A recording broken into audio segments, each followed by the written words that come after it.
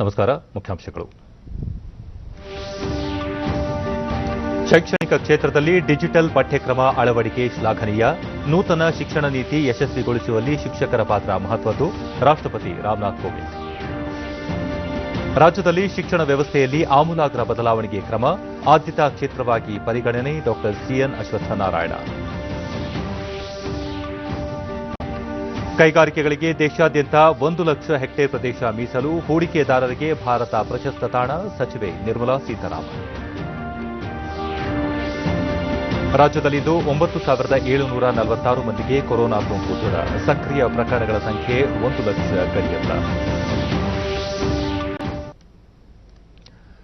ವಾರ್ತೆಗಳ ವಿವರ. ಶಿಕ್ಷಕರ ದಿನದ ಅಂಗವಾಗಿ ದೇಶಾದ್ಯಂತ ಇಂದು ಹಲವು ಕಾರ್ಯಕ್ರಮಗಳನ್ನು ಆಯೋಜಿಸಲಾಗಿದೆ. ಗುರುವೇ ದೇವರು ಎಂದು ನಂಬಿರುವ ಭಾರತದಲ್ಲಿ ಶಿಕ್ಷಕರಿಗೆ ಹಿಂದಿನಿಂದಲೂ ವಿಶೇಷ ಮನ್ನಣೆ, ಗೌರವವಿದೆ. ತಂದೆ ತಾಯಿ ನಂತರ ಗುರುವಿಗೆ ಅತ್ಯಂತ ವಿಶೇಷ ಸ್ಥಾನವಿದೆ. ರಾಷ್ಟದ ಪ್ರಪ್ರಥಮ ಉಪರಾಷ್ಟಪತಿ, ಶ್ರೇಷ್ಠ ಶಿಕ್ಷಕ ಸರ್ವಪಲ್ಲಿ ರಾಧಾಕೃಷ್ಣನ್ ಅವರ ಜನ್ಮದಿನವಾದ ಇಂದು ದೇಶದೆಲ್ಲೆಡೆ ಶಿಕ್ಷಕರ ದಿನವನ್ನಾಗಿ ಆಚರಿಸಲಾಗುತ್ತಿದೆ.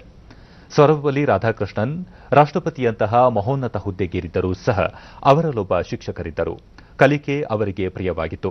ಅಪಾರ ಪಾಂಡಿತ್ಯ ಗಳಿಸಿದ್ದ ಅವರು ಪರಮ ಶ್ರೇಷ್ಠ ಶಿಕ್ಷಕನಾಗಿ ಜನಮಾನಸದಲ್ಲಿ ಗುರುತಿಸಿಕೊಂಡಿದ್ದಾರೆ. ದೇಶದ ಶಿಕ್ಷಣ ವ್ಯವಸ್ಥೆಯೂ ಸಹ ನಿರಂತರವಾಗಿ ಪರಿವರ್ತನೆಯ ಹಾದಿಯಲ್ಲಿ ಸಾಗಿದೆ. ಶಿಕ್ಷಕರ ದಿನದ ಅಂಗವಾಗಿ ದೆಹಲಿಯಲ್ಲಿ ಆಯೋಜಿಸಿದ್ದ ಪ್ರಧಾನ ವರ್ಚುವಲ್ ಸಮಾರಂಭದಲ್ಲಿ ರಾಷ್ಟಪತಿ ರಾಮನಾಥ್ ಕೋವಿಂದ್ ಗಣನೀಯ ಸೇವೆ ಸಲ್ಲಿಸಿದ 47 ಅತ್ಯುತ್ತಮ ಶಿಕ್ಷಕರಿಗೆ ರಾಷ್ಟ ಪ್ರಶಸ್ತಿ ಪ್ರದಾನ ಮಾಡಿದರು. Teacher, Government High School, Bandarwad, Afzalpur. Kannada District. Mr. Yakub S. Teacher, Government High School, Nada, Belthangadi. From Tamil Nadu, Vellore. Mrs. Chimala Shanmugam, Head Teacher, Kendra Vidyalaya No. 2, Jalahali, AFS East. Himachal Pradesh. Mohammad Shahid Ansari, जो बच्चों को पिछले 14 वर्षों से गणित पढ़ा रहे हैं. टाबू पब्लिक स्कूल की प्रिंसिपल श्रीमती ज्योति अरोड़ा, इन्होंने स्कूल में जॉयफुल बनना, इन्होंने अपनी कक्षा में एक प्रिंट रिच माहौल बनाया. सामान्यतः आप सबके बीच आकर ಬಳಿಕ ರಾಷ್ಟ್ರಪತಿ ದೇಶದಲ್ಲಿ ಜಾರಿಯಾಗುತ್ತಿರುವ ನೂತನ ರಾಷ್ಟ್ರೀಯ ಶಿಕ್ಷಣ ನೀತಿಯ ಯಶಸ್ಸಿನಲ್ಲಿ ಶಿಕ್ಷಕರು ಪ್ರಮುಖ ಪಾತ್ರ ವಹಿಸಬೇಕೆಂದು ಕರೆ ನೀಡಿದರು. ಎಲ್ಲಾ ವರ್ಗದ ಪರಿಣತರೊಂದಿಗೆ ಸಮಗ್ರ ಪರಾಮರ್ಶೆ ನಡೆಸಿದ ನಂತರ ಕೇಂದ್ರ ಸರ್ಕಾರ ಈ ನೀತಿಯನ್ನು ಜಾರಿಗೆ ತರುತ್ತಿದೆ.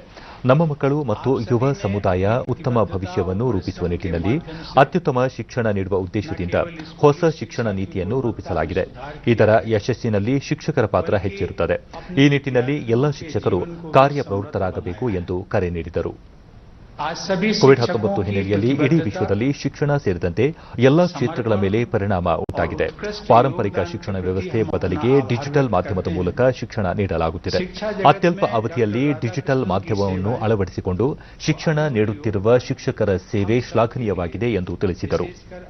ಒಂದು ಉತ್ತಮ ಕಟ್ಟಡ, ಮೂಲಸೌಕರ್ಯ ಇದ್ದರೆ ಮಾತ್ರ ಉತ್ತಮ ಶಾಲೆ ನಿರ್ಮಾಣವಾಗಲು ಸಾಧ್ಯವಿಲ್ಲ. ಅಲ್ಲಿ ಉತ್ತಮ ಶಿಕ್ಷಕರಿದ್ದರೆ ಶಾಲೆಯೂ ಉತ್ತಮವಾಗಿರಲಿದೆ. ಕರುಣೆ, ಸಹಾನುಭೂತಿ, ವೈಜ್ಞಾನಿಕ ಚಿಂತನೆ, ಸಾಹಸ, ವಿವೇಕತನದ ಸೇವಾ ಮನೋಭಾವ ಇರುವ ಶಿಕ್ಷಕರು ನಮ್ಮ ದೇಶದ ಮಕ್ಕಳನ್ನು ಭವಿಷ್ಯದ ಪ್ರಜೆಗಳನ್ನಾಗಿ ರೂಪಿಸಲು ಸಾಧ್ಯವಾಗುತ್ತದೆ ಎಂದು ಅವರು ಅಭಿಪ್ರಾಯಪಟ್ಟರು. ಇಂದು ರಾಷ್ಟ್ರೀಯ ಅತ್ಯುತ್ತಮ ಶಿಕ್ಷಕ ಪ್ರಶಸ್ತಿ ಪಡೆದಿರುವ 47 ಶಿಕ್ಷಕರ ಪೈಕಿ 18 ಶಿಕ್ಷಕಿಯರು ಇರುವುದು ಸಂತಸದ ವಿಚಾರವಾಗಿದೆ.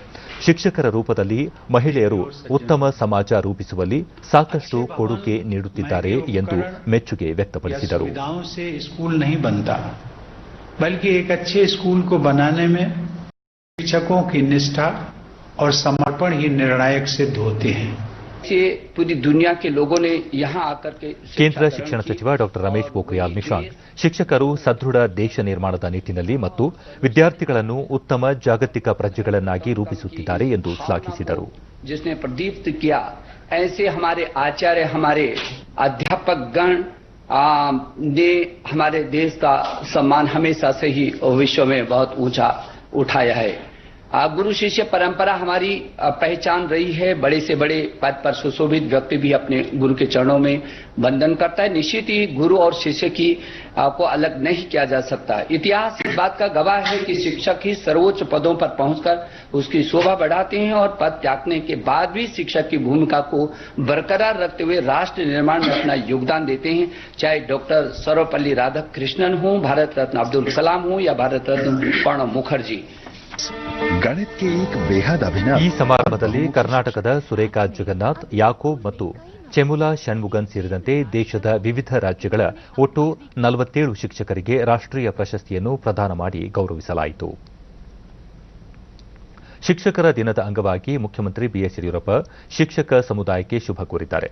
ನಾಡಿನ ಎಲ್ಲ ಶಿಕ್ಷಕರಿಗೆ ಶಿಕ್ಷಕ ದಿನದ ಹಾರ್ದಿಕ ಶುಭಕಾಮನೆಗಳು. ಮಾಜಿ ರಾಷ್ಟ್ರಪತಿ ಭಾರತ ರತ್ನ ಡಾ ಸರ್ವಪಲ್ಲಿ ರಾಧಾಕೃಷ್ಣನ್ ಅವರ ಜಯಂತಿಯಂದು ಎಲ್ಲರಿಗೂ ಶುಭ ಹಾರೈಕೆ. ಕೊರೋನಾ ಪರಿಸ್ಥಿತಿಯ ವಿಭಿನ್ನ ಸವಾಲುಗಳ ನಡುವೆಯೂ ಕರ್ತವ್ಯನಿಷ್ಠರಾಗಿರುವ ಶಿಕ್ಷಕರಿಗೆ ಅಭಿನಂದನೆಗಳು ಎಂದು ಟ್ವೀಟ್ ಮಾಡಿದ್ದಾರೆ.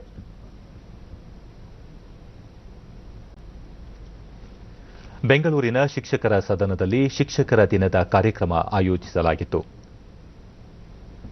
ಪ್ರಾಥಮಿಕ ಮತ್ತು ಪ್ರೌಢಶಿಕ್ಷಣ ಸಚಿವ ಎಸ್ ಸುರೇಶ್ ಕುಮಾರ್ ಡಾ ಎಸ್ ರಾಧಾಕೃಷ್ಣನ್ ಅವರ ಭಾವಚಿತ್ರಕ್ಕೆ ಗೌರವ ಸಮರ್ಪಿಸಿದರು.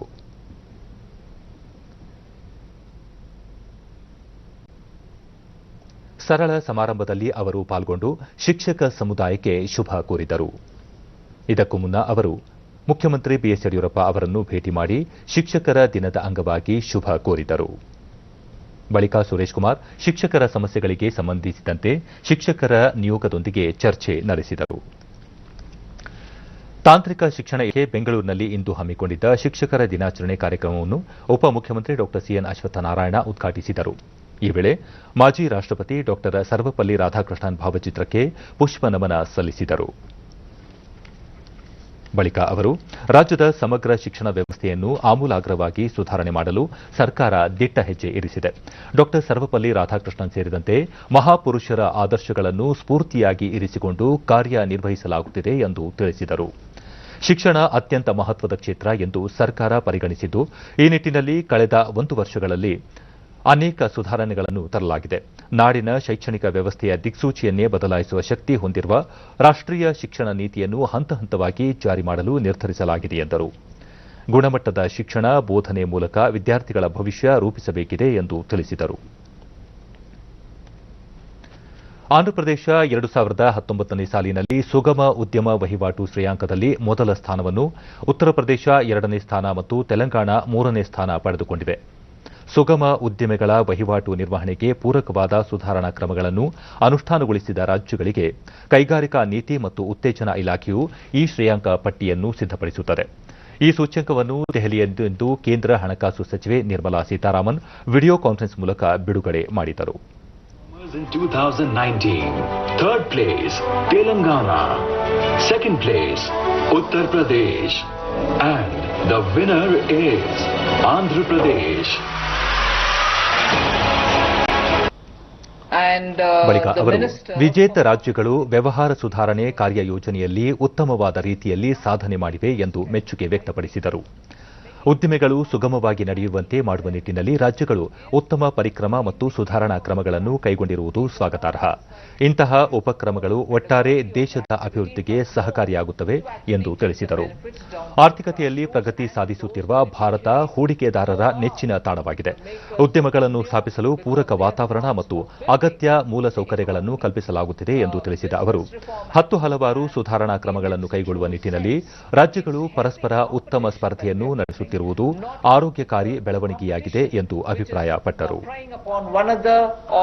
Trying to run past the other, but in a way trying to build a competitive states so that what are we competing about? To make our state a better place for businesses to come and do more business in the state. So competing for that, competing for improving that is a very positive step, and therefore to be ranked on it, I think is a very healthy sign of a good competition. ಕೇಂದ್ರ ವಾಣಿಜ್ಯ ಮತ್ತು ಕೈಗಾರಿಕಾ ಸಚಿವ ಪಿಯೂಷ್ ಗೋಯಲ್ ಕೈಗಾರಿಕೆಗಳನ್ನು ಸ್ಥಾಪಿಸಲು ಅನುಕೂಲವಾಗುವಂತೆ ದೇಶಾದ್ಯಂತ 1 lakh hectare ಭೂಮಿಯನ್ನು ಮೀಸಲಿಡಲಾಗಿದೆ. ಈ ಭೂಮಿಯನ್ನು ಬಳಸಿಕೊಂಡು ಹೂಡಿಕೆ ಮಾಡಿ ಉತ್ಪಾದನೆ ಆರಂಭಿಸುವಂತೆ ಕೈಗಾರಿಕೋದ್ಯಮಿಗಳಿಗೆ ಕರೆ ನೀಡಿದರು. ಈ ನಿಟ್ಟಿನಲ್ಲಿ ಜಪಾನ್ ಮತ್ತು ಆಸ್ಟ್ರೇಲಿಯಾ ದೇಶಗಳೊಂದಿಗೆ ಸಹಭಾಗಿತ್ವ ಮಾಡಿಕೊಳ್ಳಲಾಗಿದ್ದು, ಕೈಗಾರಿಕೆ ಸ್ಥಾಪನೆಗೆ ಪೂರಕವಾದ ವಾತಾವರಣವನ್ನು ಸೃಷ್ಟಿಸಲಾಗುತ್ತಿದೆ ಎಂದು ತಿಳಿಸಿದರು. ಮುಂದಿನ 5 ವರ್ಷಗಳಲ್ಲಿ 24 ಉತ್ಪನ್ನಗಳ ತಯಾರಿಕೆಗೆ ಕೇಂದ್ರ ಸರ್ಕಾರ ಹೆಚ್ಚಿನ ಒತ್ತು ನೀಡುತ್ತಿದೆ. ಈ ಕ್ಷೇತ್ರದಲ್ಲಿ ಸುಮಾರು 20 ಲಕ್ಷ ಕೋಟಿ ರೂಪಾಯಿಗೂ ಅಧಿಕ ಹೂಡಿಕೆಯಾಗಲಿದ್ದು, ಸಾಕಷ್ಟು ಉದ್ಯೋಗ ಅವಕಾಶಗಳು ಲಭ್ಯವಾಗಲಿವೆ ಎಂದು ಹೇಳಿದರು. So that going forward, the entire nation makes an effort to improve their rankings, and that effort finally gets reflected in the nation's rankings worldwide. It is my proud privilege. ನಾಗರಿಕ ವಿಮಾನಯಾನ ಮತ್ತು ನಗರ ವಸತಿ ಸಚಿವ ಹರ್ದೀಪ್ ಸಿಂಗ್ ಪುರಿ, ಕೋವಿಡ್-19 ಭಾರತ ಸೇರಿದಂತೆ ಇಡೀ ಜಗತ್ತಿಗೆ ಒಂದು ಸವಾಲನ್ನು ಒಡ್ಡಿತು. ಇದನ್ನು ಸಮರ್ಥವಾಗಿ ಎದುರಿಸುವ ನಿಟ್ಟಿನಲ್ಲಿ ಪ್ರಧಾನಿ ಆತ್ಮನಿರ್ಭರ್ ಭಾರತ್ಗೆ ಕರೆ ನೀಡಿದರು. ಕೆಲವೇ ತಿಂಗಳಲ್ಲಿ ನಮ್ಮ ದೇಶ ಆತ್ಮನಿರ್ಭರವಾಗಿ ಹೊರಹೊಮ್ಮುತ್ತಿರುವುದನ್ನು ನಾವು ಕಾಣುತ್ತಿದ್ದೇವೆ ಎಂದರು. ಮಾಹಿತಿ ತಂತ್ರಜ್ಞಾನಗಳ ಬಳಕೆ, ಸರಳವಾದ ಕಾರ್ಮಿಕ ಕಾನೂನುಗಳು ಮತ್ತು ಜಾರಿ, ಉದ್ಯಮ ಸ್ಥಾಪನೆಗೆ ಏಕಗವಾಕ್ಷಿ ಯೋಜನೆ, ತ್ವರಿತವಾಗಿ ಯೋಜನೆಗಳ ಕಾರ್ಯಗತ ನಿರ್ಮಾಣ, ಭೂಮಿ ನಿರ್ವಹಣೆ ಸೇರಿದಂತೆ ಸುಮಾರು 180 ಸುಧಾರಣಾ ಕ್ರಮಗಳನ್ನು ಪರಿಣಾಮಕಾರಿಯಾಗಿ ಜಾರಿಗೆ ತಂದಿರುವ ರಾಜ್ಯಗಳಿಗೆ ಈ ಸೂಚ್ಯಂಕವನ್ನು ನೀಡಲಾಗುತ್ತದೆ. By 2024-2025 and to transition to a $10 trillion economy by 2030. We are already seeing evidence of this Atmanirbhar spirit. We are seeing evidence in many of the sectors with which I am personally privileged to be associated with, and it is clear that we have to emerge as a competitive and friendly destination amongst the different countries in the world which are participating in the ongoing and in the evolving global system. ರಾಜ್ಯದಲ್ಲಿ ಇಂದು ಹೊಸದಾಗಿ 9,746 Covid ಪ್ರಕರಣಗಳು ದೃಢಪಟ್ಟಿದ್ದು, ಇದರೊಂದಿಗೆ ಒಟ್ಟು ಸೋಂಕು ಪ್ರಕರಣಗಳ ಸಂಖ್ಯೆ 3,89,232ಕ್ಕೆ ಏರಿಕೆಯಾಗಿದೆ. ಇಂದು 9,102 ಮಂದಿ ಆಸ್ಪತ್ರೆಯಿಂದ ಬಿಡುಗಡೆಯಾಗಿದ್ದು, ಇದುವರೆಗೂ ಗುಣಮುಖಗೊಂಡವರ ಸಂಖ್ಯೆ 2,83,298ಕ್ಕೆ ತಲುಪಿದೆ. ಇಂದು 178 ಮಂದಿ ಸಾವನ್ನಪ್ಪಿದ್ದು, ಮೃತಪಟ್ಟವರ ಸಂಖ್ಯೆ 6,298ಕ್ಕೆ ಏರಿಕೆಯಾಗಿದೆ. ಸದ್ಯ ರಾಜ್ಯದಲ್ಲಿ 99,617 ಸಕ್ರಿಯ ಪ್ರಕರಣಗಳು ಇವೆ. 769 ಮಂದಿ ರಾಜ್ಯದ ವಿವಿಧ ಆಸ್ಪತ್ರೆಗಳಲ್ಲಿ ತೀವ್ರ ನಿಗಾ ಘಟಕದಲ್ಲಿ ಚಿಕಿತ್ಸೆ ಪಡೆಯುತ್ತಿದ್ದಾರೆ. ಇಂದು 76,761 ಮಂದಿಗೆ ಪರೀಕ್ಷೆ ನಡೆಸಿದ್ದು, ಇದುವರೆಗೂ 32,73,871 ಮಂದಿಗೆ ಕೊರೋನಾ ಪರೀಕ್ಷೆ ನಡೆಸಲಾಗಿದೆ ಎಂದು ಆರೋಗ್ಯ ಮತ್ತು ಕುಟುಂಬ ಕಲ್ಯಾಣ ಇಲಾಖೆ ತಿಳಿಸಿದೆ.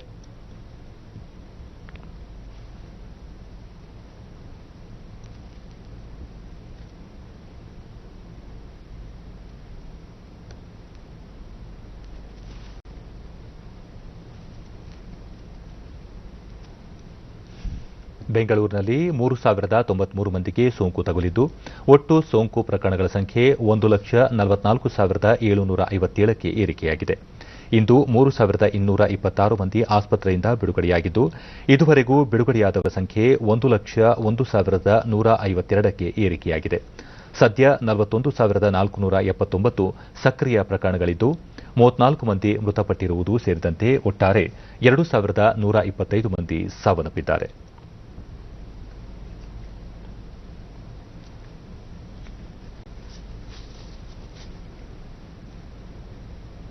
ವಿವಿಧ ಜಿಲ್ಲೆಗಳಲ್ಲಿ ವರದಿಯಾಗಿರುವ ಪ್ರಕರಣಗಳ ವಿವರ ಇಂತಿದೆ.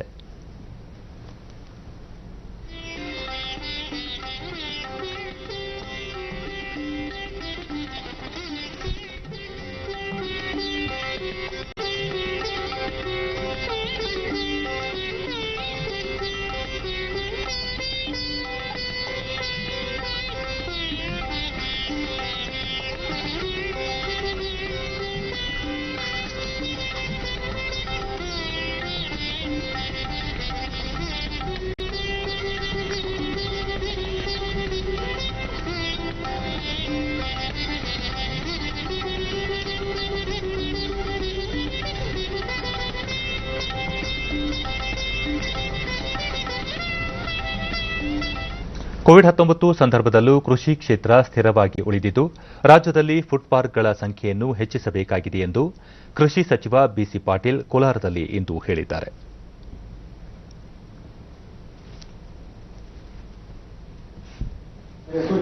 ಕೋವಿಡ್-19ಗೆ ವ್ಯಾಕ್ಸಿನ್ ಡೆವಲಪರು ನಮ್ಮ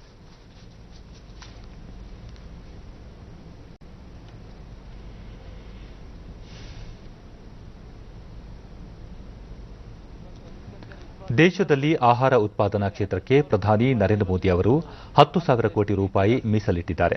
ಕೋವಿಡ್-19 ಸೋಂಕಿನ ನಂತರ ಕೃಷಿ ಕ್ಷೇತ್ರಕ್ಕೆ ಮತ್ತು ಆಹಾರ ಸಂಸ್ಕರಣಾ ಘಟಕಗಳಿಗೆ ಹೆಚ್ಚು ಒತ್ತು ನೀಡುವ ಮೂಲಕ ಇವುಗಳತ್ತ ಜನರನ್ನು ಆಕರ್ಷಿಸುವಂತೆ ನೋಡಿಕೊಳ್ಳಲಾಗುವುದು ಎಂದು ತಿಳಿಸಿದರು. ರಾಜ್ಯದ ವಿವಿಧ ಭಾಗಗಳಲ್ಲಿರುವ ಫುಡ್ ಪಾರ್ಕ್ಗಳನ್ನು ಪರಿಶೀಲನೆ ನಡೆಸುತ್ತಿದ್ದು, ಅದೇ ರೀತಿ ಮಾಲೂರಿನ ಆಹಾರ ಘಟಕದಲ್ಲೂ ಪರಿಶೀಲನೆ ನಡೆಸಲಾಗಿದೆ ಎಂದು ಹೇಳಿದರು. ಆ ನಿಟ್ಟಿನಲ್ಲಿ ಇವತ್ತು ಮಾಲೂರಿಗೆ ಭೇಟಿ ಮಾಡಿ ಇಲ್ಲಿ ವಿಷಯವನ್ನು ತಿಳ್ಕೊಂಡಿದ್ದೇವೆ. ಉಳಿದಂಥ ಫುಡ್ ಪಾರ್ಕ್ ಏನಿದ್ದಾವೆ ಅವ್ರಿಗೂ ಕೂಡ ಈ ರೀತಿ ಇನ್ಸ್ಟ್ರಕ್ಷನ್ ಕೊಟ್ಟು ಎಲ್ಲಿ ಕರ್ನಾಟಕ ರಾಜ್ಯಾದ್ಯಂತ ಫುಡ್ ಪಾರ್ಕ್ಗಳು, ಮೆಗಾ ಫುಡ್ ಪಾರ್ಕ್ ಇದ್ದಾವೆ ಮತ್ತು ಇನ್ನೂ ಹೆಚ್ಚು ಫುಡ್ ಪಾರ್ಕ್ಗಳನ್ನು ಮಾಡೋದು ಬಹಳ ಅತಿ ಅವಶ್ಯಕ. ಈ ದುಶ್ಚಟಗಳು ಪ್ರಶ್ನೆಯೊಂದಕ್ಕೆ ಉತ್ತರಿಸಿ, ಮಾದಕ ವಸ್ತು ಸೇವನೆ ಪ್ರಕರಣದಲ್ಲಿ ಯಾರೇ ತಪ್ಪು ಮಾಡಿದರೂ ಅವರ ವಿರುದ್ಧ ಸರ್ಕಾರ ಕ್ರಮ ಕೈಗೊಳ್ಳಲಿದೆ ಎಂದರು. ಮಕ್ಕಳು 14-15 ವರ್ಷದ ಮಕ್ಕಳು ಕೂಡ ಈ ಮಾದಕ ದ್ರವ್ಯಗಳಿಗೆ ಇವಕ್ಕೆ ವ್ಯಸನಗಳಿಗೆ ತುತ್ತಾಗ್ತಿರೋದು ಬಹಳ ದುರದೃಷ್ಟಕರ. ಇದನ್ನ ಸರ್ಕಾರ ಕಬ್ಬಿಣದ ಕೈ ಅಂದ್ರೆ ಐರನ್ ಹ್ಯಾಂಡ್ಸ್ ಇಂದ ಅದನ್ನ ಕಟ್ ಮಾಡುವಂತ ಕೆಲಸ ಖಂಡಿತ ಮಾಡ್ತದೆ. ರಾಜ್ಯದಲ್ಲಿ ಮಾದಕ ವಸ್ತು ಸೇವನೆ ಮತ್ತು ಸರಬರಾಜು ಪ್ರಕರಣಕ್ಕೆ ಸಂಬಂಧಿಸಿದಂತೆ ತನಿಖೆ ಪ್ರಗತಿಯಲ್ಲಿದೆ. ಈಗಾಗಲೇ ಚಿತ್ರನಟಿ ರಾಗಿಣಿ ದ್ವಿವೇದಿ ಸೇರಿದಂತೆ ಹಲವರನ್ನು ಬಂಧಿಸಲಾಗಿದ್ದು, ತಪ್ಪಿತಸ್ಥರಿಗೆ ಶಿಕ್ಷೆಯಾಗಲಿದೆ ಎಂದು ಗೃಹ ಸಚಿವ ಬಸವರಾಜ ಬೊಮ್ಮಾಯಿ ಬೆಂಗಳೂರಿನಲ್ಲಿ ಇಂದು ಹೇಳಿದ್ದಾರೆ. ಮಾದಕ ವಸ್ತು ಜಾಲದ ಹಿಂದೆ ಯಾರೇ ಇದ್ದರೂ ಅವರ ವಿರುದ್ಧ ಕ್ರಮ ಕೈಗೊಳ್ಳಲಾಗುವುದು. ಮಾದಕ ವಸ್ತು ಜಾಲವನ್ನು ಪತ್ತೆ ಹಚ್ಚಲು ಪೊಲೀಸರು ಅತ್ಯಾಧುನಿಕ ತಂತ್ರಜ್ಞಾನದ ಸಹಾಯ ಪಡೆಯುತ್ತಿದ್ದಾರೆ ಎಂದು ಸುದ್ದಿಸಂಸ್ಥೆ ವರದಿ ಮಾಡಿದೆ. ಮಾದಕ ವಸ್ತು ಪ್ರಕರಣಕ್ಕೆ ಸಂಬಂಧಿಸಿದಂತೆ ಇತರ ರಾಜ್ಯಗಳು ಮತ್ತು ವಿದೇಶಿಯರ ಸಂಪರ್ಕ ಇರುವ ಬಗ್ಗೆ ತನಿಖೆ ನಡೆಸಲಾಗುತ್ತಿದೆ. ಸರ್ಕಾರ ಯಾವುದೇ ಒತ್ತಡ, ಪ್ರಭಾವಕ್ಕೆ ಮಣಿಯುವುದಿಲ್ಲ. ತನಿಖೆಯನ್ನು ಮುಂದುವರಿಸಲಾಗುವುದು. ತಪ್ಪಿತಸ್ಥರಿಗೆ ಶಿಕ್ಷೆ ನೀಡಲಾಗುವುದು ಎಂದು ಹೇಳಿದ್ದಾರೆ. ಹುಬ್ಬಳ್ಳಿಯಲ್ಲಿ ನೂತನವಾಗಿ ನಿರ್ಮಿಸಲಾಗಿರುವ ಕೋವಿಡ್-19 ಪ್ಲಾಸ್ಮಾ ಸಂಗ್ರಹ ಕೇಂದ್ರವನ್ನು ಸಂಸದೀಯ ವ್ಯವಹಾರಗಳ ಸಚಿವ ಪ್ರಹ್ಲಾದ್ ಜೋಶಿ ಉದ್ಘಾಟಿಸಿ ಪ್ಲಾಸ್ಮಾ ದಾನಿಗಳೊಂದಿಗೆ ಸಮಾಲೋಚನೆ ನಡೆಸಿದರು.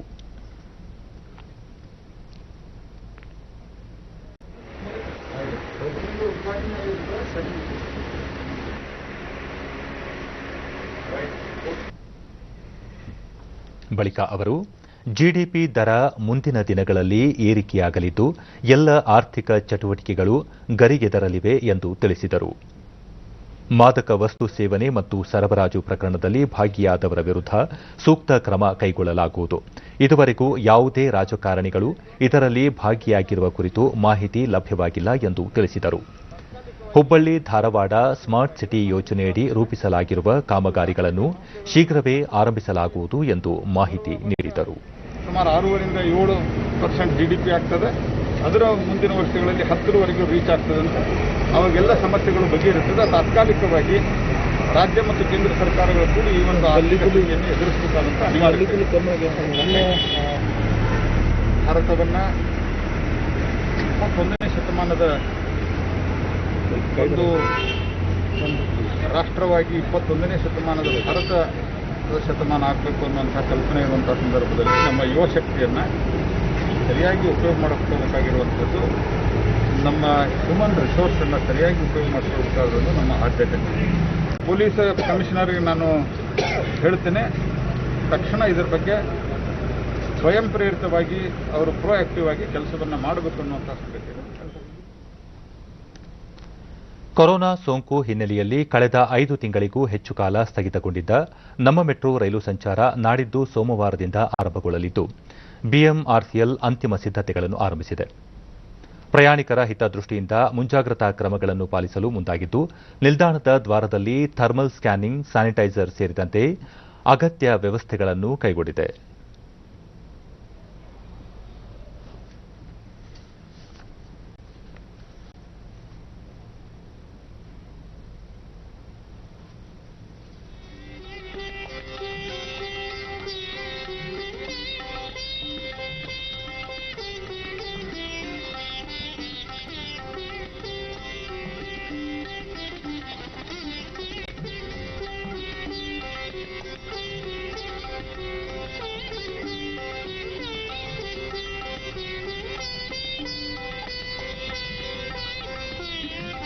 ನಿಗಮದ ಕಾರ್ಯಾಚರಣೆ ಮತ್ತು ನಿರ್ವಹಣಾ ವಿಭಾಗದ ಕಾರ್ಯನಿರ್ವಾಹಕ ನಿರ್ದೇಶಕ ಎಎಸ್ ಶಂಕರ್ ನೇರಳೆ ಮತ್ತು ಹಸಿರು ಬಣ್ಣದ ಮಾರ್ಗದಲ್ಲಿ ಇದೇ 7ರಂದು ಬೆಳಗ್ಗೆ 8ರಿಂದ 11ರವರೆಗೆ ಹಾಗೂ ಸಂಜೆ 4ರಿಂದ 7:30ರವರೆಗೆ ಮೆಟ್ರೋ ರೈಲು ಸಂಚಾರ ಸೇವೆ ಇರಲಿದೆ. ಸೆಪ್ಟೆಂಬರ್ 11ರಿಂದ ಬೆಳಗ್ಗೆ 7ರಿಂದ ರಾತ್ರಿ 9ರವರೆಗೆ ಮೆಟ್ರೋ ಸಂಚಾರ ಸೇವೆಯನ್ನು ವಿಸ್ತರಿಸಲಾಗುವುದು. 91 ಟ್ರಿಪ್, ಹಸಿರು ಮಾರ್ಗದಲ್ಲಿ 96 ಟ್ರಿಪ್ ಸಂಚಾರ ಕೈಗೊಳ್ಳಲಿದೆ ಎಂದು ಮಾಹಿತಿ ನೀಡಿದರು. ಸೆಪ್ಟೆಂಬರ್ 11ರ ನಂತರ ಒಂದೊಂದು ಮಾರ್ಗದಲ್ಲೂ ಕನಿಷ್ಠ 140 ಟ್ರಿಪ್ಗಳಲ್ಲಿ 5ರಿಂದ 10 ನಿಮಿಷದ ಅವಧಿಯಲ್ಲಿ ರೈಲು ಸಂಚರಿಸಲಿವೆ ಎಂದು ತಿಳಿಸಿದರು. ಮುಖ್ಯ ಸಾರ್ವಜನಿಕ ಸಂಪರ್ಕಾಧಿಕಾರಿ ಯಶವಂತ್ ಚೌಹಾಣ್ ಒಂದು ಬೋಗಿಯಲ್ಲಿ 50 ಜನರಂತೆ ಮೆಟ್ರೋ ರೈಲಿನಲ್ಲಿ 400 ಜನರಿಗಷ್ಟೇ ಮೊದಲಿಗೆ ಅವಕಾಶ ಮಾಡಿಕೊಡಲಾಗಿದೆ. ಒಬ್ಬರನ್ನು ಬಿಟ್ಟು ಮತ್ತೊಬ್ಬರು ಕುಳಿತುಕೊಳ್ಳಲು ವ್ಯವಸ್ಥೆ ಕಲ್ಪಿಸಲಾಗಿದ್ದು ವ್ಯಕ್ತಿಗತ ಅಂತರಕ್ಕೆ ಒತ್ತು ನೀಡಲಾಗಿದೆ ಎಂದರು. ಬೆಳಗ್ಗೆ 8ರಿಂದ 11, ಆಮೇಲೆ ಸಾಯಂಕಾಲ 4ರಿಂದ 7:30, ರಾತ್ರಿ 7:30 ತನಕ 5 ನಿಮಿಷ ಫ್ರೀಕ್ವೆನ್ಸಿಯಲ್ಲಿ ಓಡಾಡ್ತದೆ. ಫಸ್ಟ್ ಒಂದಷ್ಟು 7ನೇ ತಾರೀಕಿಂದ ಪರ್ಪಲ್ ಲೈನಲ್ಲಿ, 9ನೇ ತಾರೀಕಿಂದ ಗ್ರೀನ್ ಲೈನಲ್ಲಿ.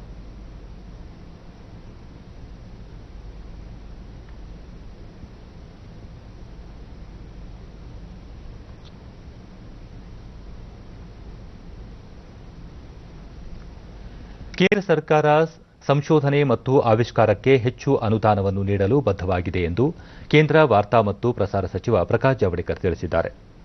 ವಿಡಿಯೋ ಕಾನ್ಫರೆನ್ಸ್ ಮೂಲಕ ಮುಂಬೈನ ಪಾರ್ಲೆ ತಿಲಕ್ ವಿದ್ಯಾಲಯದ ಶತಮಾನೋತ್ಸವ ಸಮಾರಂಭದಲ್ಲಿ ಮಾತನಾಡಿದ ಅವರು, ಹೊಸ ರಾಷ್ಟ್ರೀಯ ಶಿಕ್ಷಣ ನೀತಿಯಲ್ಲಿ ಪ್ರಸ್ತಾಪಿಸಿರುವಂತೆ ಸಂಶೋಧನೆ ಮತ್ತು ಆವಿಷ್ಕಾರಗಳಿಗೆ ಆದ್ಯತೆ ನೀಡಲಾಗುತ್ತದೆ ಎಂದರು. ನೂತನ ರಾಷ್ಟ್ರೀಯ ಶಿಕ್ಷಣ ನೀತಿಯು ಪ್ರಗತಿಶೀಲ ಮತ್ತು ಕ್ರಾಂತಿಕಾರಿಯಿಂದ ಕೂಡಿದೆ. ಇದಕ್ಕೆ ಎಲ್ಲಾ ವರ್ಗದಿಂದಲೂ ಪ್ರಶಂಸೆ ವ್ಯಕ್ತವಾಗಿದೆ. ಇದು ಮೂಲಭೂತ ಮತ್ತು ತಾಂತ್ರಿಕ ಸಾಕ್ಷರತೆಗೆ ಆದ್ಯತೆ ನೀಡಲಿದೆ ಎಂದು ಅಭಿಪ್ರಾಯಪಟ್ಟರು. ಪಠ್ಯ ಚಟುವಟಿಕೆಗಳನ್ನು ಕಡಿಮೆ ಮಾಡುವ ಹೊಸ ಶಿಕ್ಷಣ ನೀತಿಯು ವಿಶ್ಲೇಷಣೆಯ ಸಾಮರ್ಥ್ಯವನ್ನು ವೃದ್ಧಿಸುತ್ತದೆ. ಸಂಶೋಧನೆಗೆ ಹೆಚ್ಚು ಒತ್ತು ನೀಡುತ್ತಿರುವುದರಿಂದ ಹೊಸ ವಿಜ್ಞಾನಿಗಳ ಸೃಷ್ಟಿಗೆ ಕಾರಣವಾಗುತ್ತದೆ. ಇದರ ಜೊತೆಗೆ ಆತ್ಮನಿರ್ಭರ್ ಭಾರತ್ ಅಭಿಯಾನವನ್ನು ಸದೃಢಗೊಳಿಸಲಿದೆ ಎಂದರು. We have definitely taken note of early childhood education, curiosity-based education, inquiry-based education. ಇದೇ ವೇಳೆ ಶಿಕ್ಷಕರ ದಿನಾಚರಣೆ ಹಿನ್ನೆಲೆಯಲ್ಲಿ ಶಿಕ್ಷಕರಿಗೆ ಶುಭಾಶಯ ಸಲ್ಲಿಸಿದ ಅವರು, ಶಿಕ್ಷಕರು ತಾವು ಬೋಧಿಸುವ ವಿಷಯಗಳನ್ನು ಮತ್ತಷ್ಟು ಆಳವಾಗಿ ತಿಳಿದುಕೊಳ್ಳಲು ಶಿಕ್ಷಣ ನೀತಿ ಸಹಕಾರಿಯಾಗಲಿದೆ ಎಂದರು. B.Ed courses, the policy lays emphasis on foundational and numerical literacy. It will reduce curriculum but improve the ability to comprehend and analysis. Critical thinking is the force and the scientific temperament is the base of this policy. ರಕ್ಷಣಾ ಸಚಿವ Rajnath Singh ಮಾಸ್ಕೋದಲ್ಲಿ Tajikistan, Uzbekistan ಮತ್ತು ಕಜಕಿಸ್ತಾನದ ರಕ್ಷಣಾ ಸಚಿವರನ್ನು ಭೇಟಿ ಮಾಡಿ ಮಾತುಕತೆ ನಡೆಸಿದರು. ತಮ್ಮ ಟ್ವೀಟ್ ಖಾತೆಯಲ್ಲಿ ಈ ವಿಷಯ ತಿಳಿಸಿರುವ ರಾಜನಾಥ್ ಸಿಂಗ್, ತಜಕಿಸ್ತಾನದ ರಕ್ಷಣಾ ಸಚಿವ ಕರ್ನಲ್ ಜನರಲ್ ಶೆರಾಲಿ ಮಿರ್ಜು ಅವರೊಂದಿಗೆ ನಡೆಸಿದ ಮಾತುಕತೆ ಫಲಪ್ರದವಾಗಿತ್ತು. ಉಭಯ ದೇಶಗಳ ನಡುವಿನ ರಕ್ಷಣಾ ಕ್ಷೇತ್ರಕ್ಕೆ ಸಂಬಂಧಿಸಿದ ವಿಚಾರಗಳ ಬಗ್ಗೆ ನಾವಿಬ್ಬರು ವಿಸ್ತೃತವಾದ ಚರ್ಚೆಗಳನ್ನು ನಡೆಸಿದವು ಎಂದು ತಿಳಿಸಿದ್ದಾರೆ. ಕಜಕಿಸ್ತಾನದ ರಕ್ಷಣಾ ಸಚಿವ ಲೆಫ್ಟಿನೆಂಟ್ ಜನರಲ್ ನುರ್ಲಾನ್ ಎರ್ಮೇಕ್ ಬೇಯೇವ್ ಅವರೊಂದಿಗೆ ನಡೆದ ಮಾತುಕತೆ ವೇಳೆ ಉಭಯ ದೇಶಗಳ ನಡುವಿನ ರಕ್ಷಣಾ ಸಹಕಾರಕ್ಕೆ ಮತ್ತಷ್ಟು ಒತ್ತು ನೀಡುವ ಕುರಿತು ಚರ್ಚಿಸಲಾಯಿತು ಎಂದು ತಿಳಿಸಿದ್ದಾರೆ.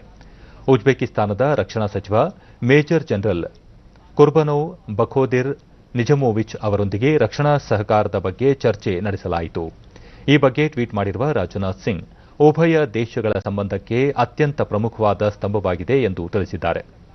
ಈ ಮಧ್ಯೆ ಶಾಂಘೈ ಸಹಕಾರ ಸಂಘಟನೆಯ ರಕ್ಷಣಾ ಸಚಿವರ ಸಭೆಯಲ್ಲಿ ಪಾಲ್ಗೊಳ್ಳಲು 3 ದಿನಗಳ ರಷ್ಯಾ ಪ್ರವಾಸ ಪೂರ್ಣಗೊಳಿಸಿದ ಬಳಿಕ ರಾಜನಾಥ್ ಸಿಂಗ್ ಇಂದು ಇರಾನ್ಗೆ ಪ್ರಯಾಣ ಬೆಳೆಸಿದರು. ಇರಾನ್ನ ರಕ್ಷಣಾ ಸಚಿವ ಬ್ರಿಗೇಡಿಯರ್ ಅಮೀರ್ ಹಟಾಮಿ ಅವರನ್ನು ಭೇಟಿ ಮಾಡಿ ಉಭಯ ದೇಶಗಳ ನಡುವಿನ ರಕ್ಷಣಾ ಒಪ್ಪಂದಗಳ ಬಗ್ಗೆ ಚರ್ಚೆ ನಡೆಸಲಿದ್ದಾರೆ. ದೇಶದಲ್ಲಿ ಕೊರೋನಾ ಸೋಂಕಿನಿಂದ ಗುಣಮುಖರಾಗುತ್ತಿರುವವರ ಪ್ರಮಾಣ 77.23% ಹೆಚ್ಚಳವಾಗಿದೆ. ಈವರೆಗೆ 31,07,223 ಸೋಂಕಿತರು ಗುಣಮುಖರಾಗಿದ್ದಾರೆ. ಇದುವರೆಗೆ 69,561 ಮಂದಿ ಮೃತಪಟ್ಟಿದ್ದು ಮರಣ ಪ್ರಮಾಣ ಶೇಕಡಾ 1.73ಕ್ಕೆ ಇಳಿಕೆಯಾಗಿದೆ. 8,46,395 ಸೋಂಕಿತರು ಚಿಕಿತ್ಸೆ ಪಡೆಯುತ್ತಿದ್ದು ಸಕ್ರಿಯ ಪ್ರಕರಣಗಳ ಸಂಖ್ಯೆ ಶೇಕಡಾ 21.04ಕ್ಕೆ ತಗ್ಗಿದೆ. ದೇಶದಲ್ಲಿ ಸೋಂಕು ಪತ್ತೆ ಪರೀಕ್ಷೆ ಪ್ರಮಾಣವನ್ನು ಗಣನೀಯವಾಗಿ ಏರಿಕೆ ಮಾಡಲಾಗಿದ್ದು ಇದುವರೆಗೆ 4,77,38,491 ಸೋಂಕು ಪತ್ತೆ ಪರೀಕ್ಷೆಗಳನ್ನು ನಡೆಸಲಾಗಿದೆ.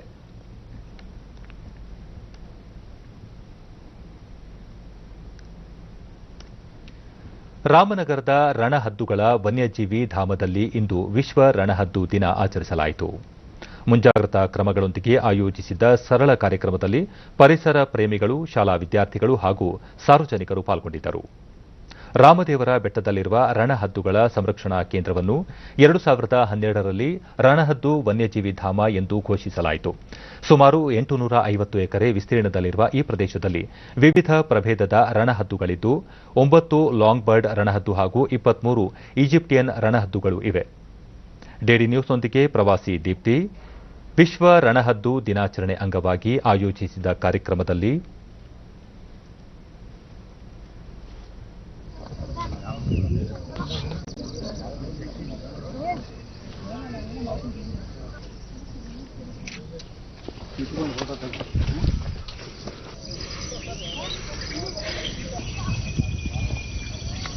ನೋಡಿ, ನೀವು ಇಲ್ಲಿ ರಿಸಾರ್ಟ್ ಜಾಗ ಕೊಡ್ತೀರಿ.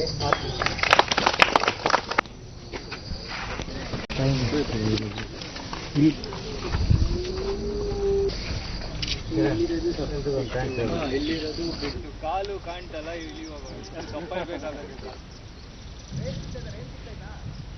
ಇಲ್ಲಿ ಗಂಟು ಬತ್ತಲ್ಲ ಗ್ರೇಟರ್ ಏನ್ರಿ. ಈ ಜಾಗದಲ್ಲಿ ನಾವು ಡಿಡಿ ನ್ಯೂಸ್ನೊಂದಿಗೆ ಪ್ರವಾಸಿ ದೀಪ್ತಿ ವಿಶ್ವ ರಣಹದ್ದು ದಿನಾಚರಣೆ ಅಂಗವಾಗಿ ಆಯೋಜಿಸಿದ್ದ ಕಾರ್ಯಕ್ರಮದಲ್ಲಿ ರಣಹದ್ದುವಿನ ಕುರಿತು ಹಲವು ಮಾಹಿತಿ ಲಭ್ಯವಾಯಿತು. ಮುಂದಿನ ಪೀಳಿಗೆಗೆ ರಣಹದ್ದುಗಳ ಕುರಿತು ತಿಳಿಸಲು ಈ ಸ್ಥಳವನ್ನು ಕಾಪಾಡುವುದು ನಮ್ಮೆಲ್ಲರ ಜವಾಬ್ದಾರಿಯಾಗಿದೆ ಎಂದರು. ಕಾಂಟ್ರಿಬ್ಯೂಟ್ ಮಾಡುತ್ತೆ ಅನ್ನೋದು, ಅದರ ಇಕೋಸಿಸ್ಟಮ್ ಅಲ್ಲಿ ಏನು ರೋಲ್ ಇದೆ ಅನ್ನೋದ್ರ ಬಗ್ಗೆನೂ ಗೊತ್ತಾಯ್ತು. So so we are happy that we came today. ನಾವು ವಲ್ಚರ್ ನೋಡಿದ್ವಿ. So we had a spotting lens, ಅದ್ರ ಮೂಲಕ ವಲ್ಚರ್ನ ಚೆನ್ನಾಗೂ ಕಾಣ್ತು. ಸೊ ಇದು ಫಸ್ಟ್ ಟೈಮ್ ನೋಡ್ತಿದ್ದೋದು. So it was very nice. ಪರಿಸರ ಪ್ರೇಮಿ ಪ್ರೊಫೆಸರ್ ಶಿವನಂಜಯ್ಯ ದೇಶದಲ್ಲೇ ಪ್ರಪ್ರಥಮ ರಣಹದ್ದು ತಾಣ ಎಂದು ಪ್ರಸಿದ್ಧವಾಗಿರುವ ಈ ಸ್ಥಳವನ್ನು ಸಂರಕ್ಷಿಸುವುದು ನಮ್ಮೆಲ್ಲರ ಜವಾಬ್ದಾರಿಯಾಗಿದೆ. ಪ್ರಾಣಿ ಪಕ್ಷಿಗಳ ಸಂಕುಲದ ಉಳಿವಿಗಾಗಿ ಶ್ರಮಿಸಬೇಕು ಎಂದು ತಿಳಿಸಿದರು. ಇದರ ಒಂದು ದೊಡ್ಡ ಹೋರಾಟದ ಹಿನ್ನೆಲೆಯಲ್ಲಿ ಈ ಒಂದು ಪಕ್ಷಿಧಾಮ ಈ ದಿನ ನಾವು ಮಾಡ್ತಾ ಇರೋದು ಕೇವಲ ರಣಹದ್ದುಗಳ ದಿನ ಅಲ್ಲ, ಇಡೀ ಸಾಂಕೇತಿಕವಾಗಿ ನಮ್ಮ ಸುತ್ತ ಇರುವಂಥ ಎಲ್ಲ ಪಕ್ಷಿ ಪ್ರಾಣಿಗಳ ಸಂರಕ್ಷಣೆಯ ದಿನವನ್ನಾಗಿ ಸಾಂಕೇತಿಕವಾಗಿ ಮಾಡಬೇಕಾಗಿದೆ. ನಮ್ಮಲ್ಲಿ ವಿಶೇಷವಾಗಿ ಈ ರೀತಿಯ ಪರಿಸರದ ಒಂದು ಪ್ರಜ್ಞೆ ನಮ್ಮಲ್ಲಿ ತುಂಬ ಕಡಿಮೆ. ಅದನ್ನು ಹೆಚ್ಚು ಮಾಡುವಂಥ ದೃಷ್ಟಿಯಿಂದ ಪ್ರತಿ ವರ್ಷನೂ ಕೂಡ ನಮ್ಮ ರಾಮದೇವರ ಬೆಟ್ಟದಲ್ಲಿ ಈ ಒಂದು ರಣಹದ್ದುಗಳ ದಿನವನ್ನು ನಾವು ಮಾಡ್ತಾ ಇದ್ದೀವಿ. ಅರಣ್ಯ ಉಪ ಸಂರಕ್ಷಣಾಧಿಕಾರಿ ಸದಾಶಿವ ಹೆಗ್ಗಡೆ ಅಳಿವಿನ ಅಂಚಿನಲ್ಲಿರುವ ರಣಹದ್ದುಗಳ ಸಂರಕ್ಷಣೆಗಾಗಿ ರಾಮದೇವರ ಬೆಟ್ಟದಲ್ಲಿರುವ ವನ್ಯಜೀವಿ ಧಾಮದಲ್ಲಿ ಬ್ರೀಡಿಂಗ್ ಸೆಂಟರ್ ಪ್ರಾರಂಭಿಸಲು ಚಿಂತನೆ ನಡೆಸಲಾಗಿದೆ ಎಂದರು. ಇದು ಘೋಷಣೆಯಾಗಿದೆ, ರಾಮದೇವರ ಬೆಟ್ಟ ವನ್ಯಜೀವಿ ಧಾಮ ಅಂತ. ಇದು 856 ಎಕರೆ ಇದೆ. ಇದರೊಳಗೆ ನಮ್ಮ ಸೆನ್ಸಸ್ ಪ್ರಕಾರ 9 ಲಾಂಗ್ ಬಿಲ್ಡ್ ವಲ್ಚರ್ಗಳು ಮತ್ತು 23 ಈಜಿಪ್ಷಿಯನ್ ವಲ್ಚರ್ಗಳು ಸಂಖ್ಯೆ ನಮ್ಮಲ್ಲಿದೆ.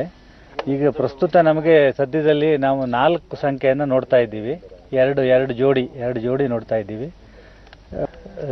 ಅತ್ಯಂತ ಅಳಿವಿನ ಅಂಚಿನಲ್ಲಿರುವಂಥ ಇದನ್ನು ಉಳಿಸುವ ಸಲುವಾಗಿ ಬ್ರೀಡಿಂಗ್ ಸೆಂಟರ್ ಮಾಡಬೇಕಂತ ಯೋಜನೆ ಹಾಕ್ಕೊಂಡಿದ್ದೀವಿ. ಆ್ಯಕ್ಚುಲಿ ಕಳೆದ ಸಾಲಿನಲ್ಲಿ ಆಗಬೇಕಾಗಿತ್ತು, ಅದು ಅನಿವಾರ್ಯ ಕಾರಣದಿಂದ ಆಗಿಲ್ಲ. ಬ್ರೀಡಿಂಗ್ ಸೆಂಟರ್ನ ಅದನ್ನು ಮೇಲಾಧಿಕಾರಿಗಳು ಅದನ್ನು ಸ್ಥಳ ನಿಗದಿ ಮಾಡಬೇಕು. ಈಗ ಎಸ್ಟಿಮೇಟ್ಗಳನ್ನೆಲ್ಲ ಮಾಡ್ಕೋತಾ ಇದ್ದೀವಿ. ಈ ವರ್ಷದಲ್ಲಿ ಅದು ದುಡ್ಡು ಬರುತ್ತೆ ಅಂದ್ಕೊಂಡಿದ್ದೀವಿ. ಈ ವರ್ಷ ಬಹುಶಃ ಬ್ರೀಡಿಂಗ್ ಸೆಂಟರ್. ಕೊನೆಯಲ್ಲಿ ಮತ್ತೊಮ್ಮೆ ಮುಖ್ಯಾಂಶಗಳು. ಶೈಕ್ಷಣಿಕ ಕ್ಷೇತ್ರದಲ್ಲಿ ಡಿಜಿಟಲ್ ಪಠ್ಯಕ್ರಮ ಅಳವಡಿಕೆ ಶ್ಲಾಘನೀಯ. ನೂತನ ಶಿಕ್ಷಣ ನೀತಿ ಯಶಸ್ವಿಗೊಳಿಸುವಲ್ಲಿ ಶಿಕ್ಷಕರ ಪಾತ್ರ ಮಹತ್ವದ್ದು. ರಾಷ್ಟ್ರಪತಿ ರಾಮನಾಥ್ ಕೋವಿಂದ್. ರಾಜ್ಯದಲ್ಲಿ ಶಿಕ್ಷಣ ವ್ಯವಸ್ಥೆಯಲ್ಲಿ ಆಮೂಲಾಗ್ರ ಬದಲಾವಣೆಗೆ ಕ್ರಮ, ಆದ್ಯತಾ ಕ್ಷೇತ್ರವಾಗಿ ಪರಿಗಣನೆ ಡಾಕ್ಟರ್ ಸಿಎನ್ ಅಶ್ವತ್ಥನಾರಾಯಣ. ಕೈಗಾರಿಕೆಗಳಿಗೆ ದೇಶಾದ್ಯಂತ 1 ಲಕ್ಷ ಹೆಕ್ಟೇರ್ ಪ್ರದೇಶ ಮೀಸಲು, ಹೂಡಿಕೆದಾರರಿಗೆ ಭಾರತ ಪ್ರಶಸ್ತ ತಾಣ, ಸಚಿವೆ ನಿರ್ಮಲಾ ಸೀತಾರಾಮನ್. ರಾಜ್ಯದಲ್ಲಿದ್ದು 9,746 ಮಂದಿಗೆ ಕೊರೋನಾ ಸೋಂಕು ದೃಢ, ಸಕ್ರಿಯ ಪ್ರಕರಣಗಳ ಸಂಖ್ಯೆ 1 ಲಕ್ಷ ಗಡಿಯತ್ತ. ಇಲ್ಲಿಗೆ ಇಂದಿನ ವಾರ್ತಾ ಪ್ರಸಾರ ಮುಕ್ತಾಯವಾಯಿತು. ಸತ್ಯ ಸಮರ್ಥ ಸಂಪೂರ್ಣ ಸುದ್ದಿಗಾಗಿ ವೀಕ್ಷಿಸಿ ಚಂದನ ವಾರ್ತೆ. ನಮ್ಮ ಮುಂದಿನ ವಾರ್ತಾ ಪ್ರಸಾರ ನಾಳೆ ಬೆಳಗ್ಗೆ 11 ಗಂಟೆಗೆ ಡಿಡಿ ಚಂದನದಲ್ಲಿ. ನಮಸ್ಕಾರ.